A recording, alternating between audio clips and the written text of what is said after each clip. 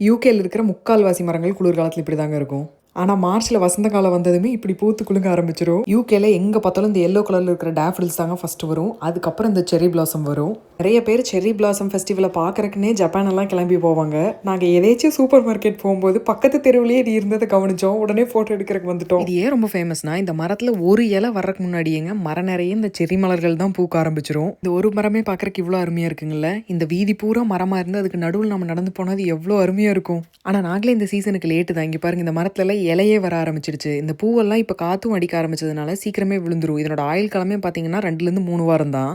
இந்த வெள்ளை கலர்ல பூத்து இருக்கிறது எல்லாமே நல்ல பெரிய பழமாவும் இனிப்பாவும் இருக்கும். அதே சமயம் இந்த பிங்க் கலர்ல இருக்கிறது கொஞ்சம் புளிப்பாவும் சின்னதாவும் இருக்கும். இது ஒரு வேளை காய் பிடிச்சதுன்னா நம்ம செக் பண்ணி பார்க்கலாம். இது மேக்னோலியான்னு சொல்றாங்க. இந்த மலர்களும் பாருங்க, இது கிட்டத்தட்ட நம்ம ஊர்ல ஏதோ ஒரு மலர் இதே மாதிரி இருக்கும். அதனோட பேர் தெரிஞ்சா கமெண்ட்ல சொல்லுங்க. இது டேஃபோடில்ஸ். இதுலயும் 2-3 வெரைட்டி இருக்குது.